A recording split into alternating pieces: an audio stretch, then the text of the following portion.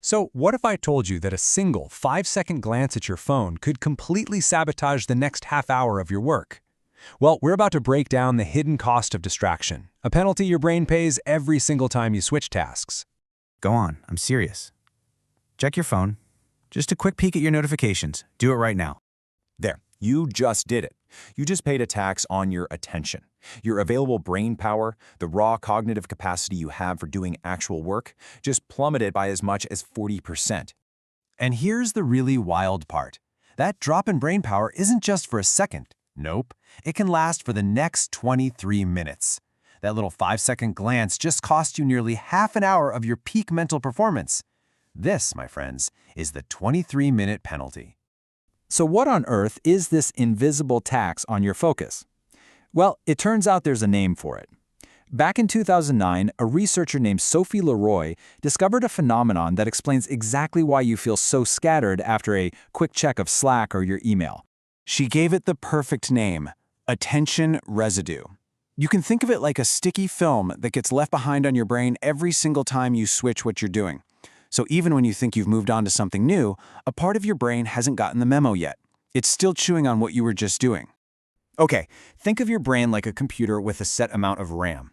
When you're truly focused on one thing, 100% of that RAM is dedicated to the job at hand. But the second you make a switch, even a tiny one, your brain splits. Suddenly, maybe only 70% is on your new task because 30% is still stuck thinking about that last email. You're trying to work at a reduced capacity, and you probably don't even realize it's happening. So where does that totally shocking 23-minute number actually come from? I know it sounds made up, but it's not some random figure. It is based on years and years of solid research into the true cost of our constantly divided attention. It all started back in 2009 with Leroy's discovery of attention residue. Then, in 2012, a researcher named Gloria Mark at UC Irvine actually put a number on the recovery time. A few years later, in 2017, we learned that just having your phone nearby drains your brain. And just this year, a 2024 study linked heavy multitasking to a drop in functional IQ. The evidence, you guys, is just undeniable.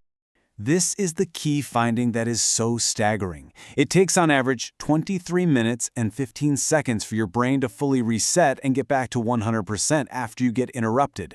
Not 5 minutes, 23. Okay, so let's see what happens when this penalty starts to pile up over a normal workday. Because when you apply this 23-minute rule to your day, the math gets brutal. It basically proves that deep, focused work is almost biologically impossible in the modern office.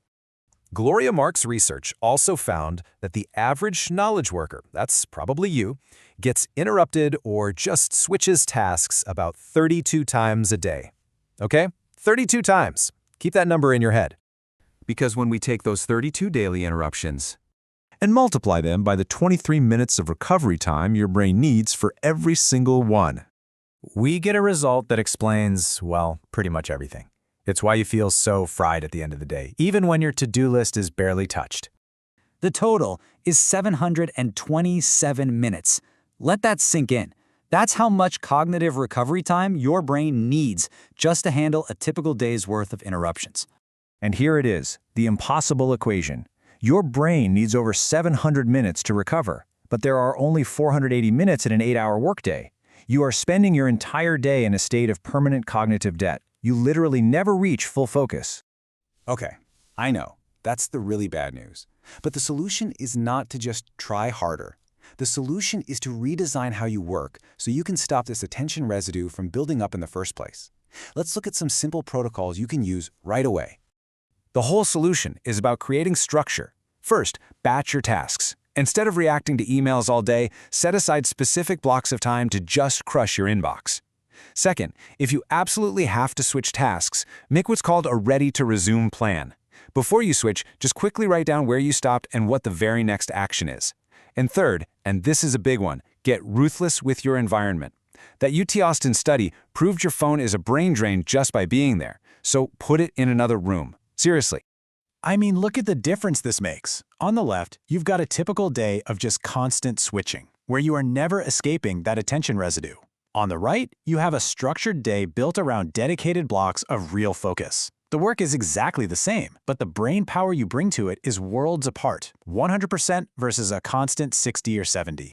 And here's a super simple but powerful habit you can start right now, the one-tab rule. Close every single browser tab you are not actively using at this very moment. Why? Because your brain subconsciously sees every open tab as an unfinished task. Each one is just a tiny little drip of cognitive load that you absolutely do not need. So where do you even begin? Well, the best way is to actually feel the difference for yourself. Let's wrap this up with a simple challenge. Your first step to experiencing what 100% focus actually feels like. Okay, here's the plan. First, pick your single most important task for the day. Second, put your phone in a different room. Not on silent, not in your pocket, in another room.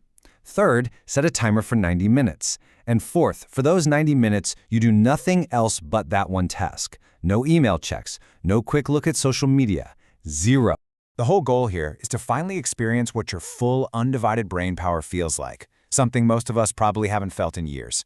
You will be absolutely shocked at how productive and, frankly, how smart you truly are when you stop letting distractions steal 40% of your brain.